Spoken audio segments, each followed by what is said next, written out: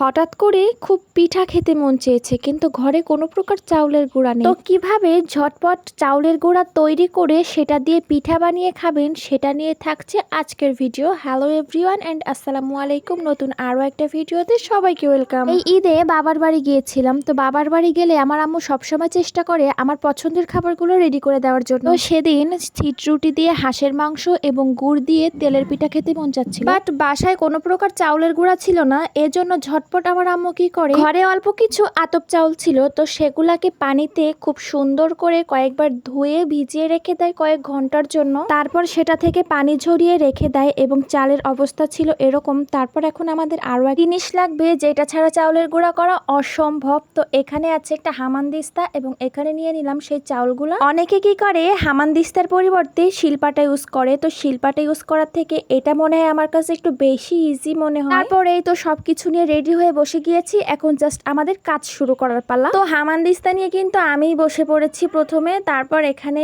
আম্মু একটা পাত্র দিয়ে এখানে চাউলগুলাকে মেপে দিচ্ছিল, মেপে মেপে এর উপরে উঠিয়ে দিল। দেওয়ার পরে এই তো আমরা 2 বাটি নিলাম, নিয়ে এখন এটার কাজ হচ্ছে খুব সুন্দর মতো এরকম করা। এটা দিয়ে কিন্তু পিষতে গেলে খুব টাইম লাগে এবং অনেক কষ্ট, অনেক প্রেশার দিয়ে এই কাজটা করতে হয়। তো আমি একা পক্ষে সম্ভব ছিল না, তো আমরা সবাই মিলে কাজটা করেছিলাম। একবার আম্মু, একবার আমার বোন, একবার আমি, এরকম করে আমরা এই জিনিসটা কন্টিনিউ করছিলাম। অ্যান্ড দেন আধা ঘন্টা মতো এইভাবে কাজটা করে যাওয়ার পর চালটা কিন্তু কিছুটা পরিমাণে ভেঙে এসেছে, মানে গুঁড়ি হওয়া স্টার্ট করে দিয়েছে।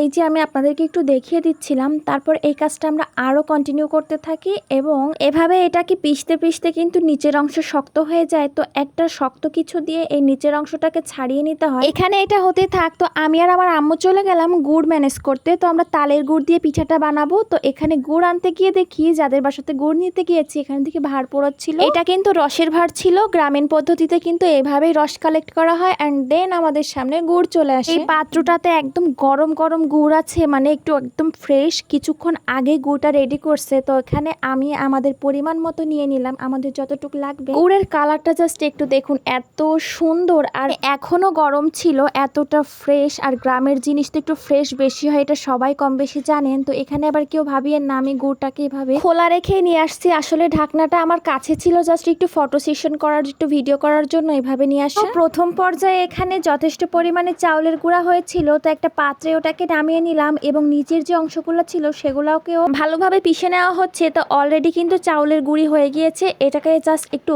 এখন একটা টুকনির সাহায্যে টুকে নিতে হবে। আমরা কিন্তু এই জিনিসটাকে টুকনি বলি, যেটা একটু পরে দেখতে পাবেন। তো আপনাদের কার এলাকায় এটা কি নামে পরিচিত অবশ্যই জানাবেন এই জিনিসটা। তারপর যে চাউলের গুঁড়িগুলো হয়ে গিয়েছে সেগুলোকে টুকনির উপরে দিয়ে এখন এটাকে জাস্ট খুব সুন্দরভাবে টুকে নিতে হবে। আমাদের এলাকায় কিন্তু এটাকে টুকনি বলে, কেউ আবার হাসবেন না। তো যাই হোক, তারপর হামান থেকে চাউলের গুঁড়িগুলা টুকনির উপরে নিয়ে এভাবে ঝাঁকি দিয়ে দিয়ে এটা থেকে আটা বের করে নিতে হবে, বা চাউলের মানে অরিজিনাল যে জিনিসটা যেটা আমাদের লাগবে। আর এখানে এক্সট্রা যেটা থেকে যাবে সেটা হচ্ছে সুজি। এই কাজগুলো করতে যদিও সময় বেশি লাগে, কিন্তু একটা সময় পর যখন নির্দিষ্ট ফলাফল পাওয়া যায়, কষ্টের ফলাফল খুব ভালো লাগে। তো এখানে অনেক পরিমাণে আটা বের হয়েছে। তারপর বাকি যে চাউলগুলো ছিল সেগুলাকেও গুঁড়ি করে এরকম সেম প্রসেসে আমরা আটা বা চাউলের গুঁড়ি বানিয়ে নিলাম। নেওয়ার পরে এটাকে এখন একটু রোদে দিতে হবে। রোদে দেওয়ার আগে একটু আমি এখানে দেখাচ্ছিলাম অনেকগুলো আটা বা চাউলের গুঁড়া হয়েছে। তো এগুলা দিয়ে পিঠা, ছিটরুটি আরো অনেক কিছু হয়ে যাবে। তো এখানে আমি একটা পাত্রে